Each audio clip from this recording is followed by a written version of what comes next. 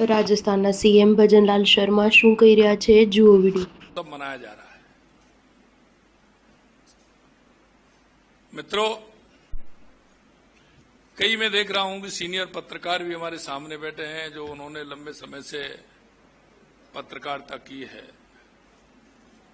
और वो इसलिए कहना चाहता हूं कि उन्होंने सभी दौर देखे हैं, इसलिए उनका अनुभव और उनके विचार स्वयं अपने आप में समाहित हैं। क्योंकि मैं इतना कहूंगा कि 11 वर्ष भारत के लिए परिवर्तन, प्रगति और गौरव के वर्ष हैं। आज हम गर्व के साथ कह सकते हैं कि भारत यशस्वी प्रधानमंत्री नरेंद्र मोदी जी की दूरदर्शी नेतृत्व में न केवल एक उभरती हुई शक्ति बन रहा है, बल्कि हमारा देश दुनिया की तीसरी बड़ी अर्थव्यवस्था की राह पर तेजी से अग्रसर हो रहा है। और ये मैं इसलिए कहना चाहता हूं कि अगर 2014 की तरफ मुड़कर के देखेंगे तो हम अर्थव्यवस्था में 11वें पायदान पर थे, हम उससे 5वें पायदान पर आए और आज हम चौथे पायदान के अंदर हैं। इसलिए 2014 को और देखते हुए तो हमें एक समय याद आता है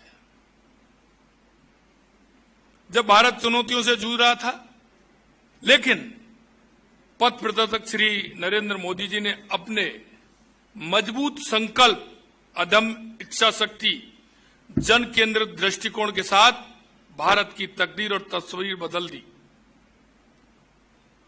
उन्होंने न केवल भारत को एक नई दिशा दी, बल्कि इसे वैश्विक मंच पर एक सम्मानजनक और शक्तिशाली पहचान भी दिलाने का काम किया है।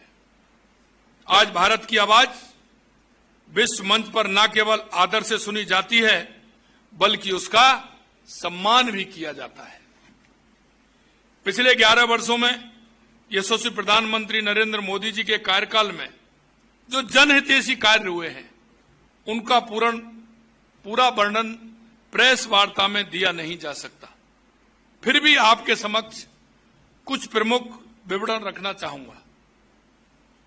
प्रधानमंत्री नरेंद्र मोदी जी ने राष्ट्र के समावेशी विकास पर विशेष जोर दिया, इसलिए उन्होंने ज्ञान यानी गरीब, युवा, अन्नदाता, नारी शक्ति पर ध्यान केंद्रित किया। कमजोर वर्ग के सशक्तिकरण के लिए जो कार्य किए, उनमें पीएम गरीब अन्न कल्याण अन्न योजना के तहत 81 करोड़ लोगों को मुफ्त अनाज वितरित करने का काम किया। 15 करोड़ से अधिक घरों में नल से जल कनेक्शन प्रदान किए गए। प्रधानमंत्री आवास योजना के तहत 4 करोड़ से ज्यादा घरों का निर्माण कराया गया। माता बहनों के लिए यशस्वी प्रधानमंत्री नरेंद्र मोदी जी ने 12 करोड़ शौचालयों का निर्माण कराकर उन्हें सम्मान से जीवन जीने का हक प्रदान करने का काम किया। राष्ट्रीय पिछड़ा वर्ग आयोग को संवैधानिक दर्जा प्रदान किया गया। यह पहली बार है कि केंद्र सरकार में 60% मंत्री एससी, एसटी और ओबीसी वर्ग से आते हैं। 10 करोड़ से ज्यादा महिलाएं स्वयं सहायता समूह से जुड़ी हैं और 3 करोड़ महिलाओं को लखपति दीदी बनाने का संकल्प लिया गया है। आप अगर कहेंगे किसान के लिए वर्ष 2013-14 में तुलना में वर्ष 2025-26 में कृषि बजट में 5 गुना वृद्धि की गई है। प्रधानमंत्री किसान सम्मान निधि के लाभार्थियों को 3,17,000 करोड़ रुपए वितरित किए गए हैं। करीब 25 करोड़ मृदा स्वास्थ्य कार्ड वितरित किए गए हैं। 2021 से 26 के लिए पीएम कृषि सिंचाई योजना के लिए 93,000 करोड़ रुपए आवंटित किए गए हैं। इसी तरह महिलाओं के लिए 4 करोड़ 20 लाख सुकन्या समृद्धि खाते खोले गए।